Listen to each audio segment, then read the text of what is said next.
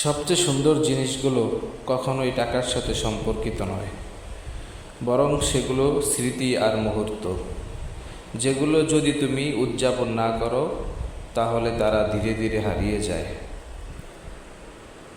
ছবির সবচেয়ে সুন্দর দিক হলো এগুলো এমন এক মুহূর্তকে ধরে রাখে যা একবার চলে গেলে আর কখনো ফিরে আসে না।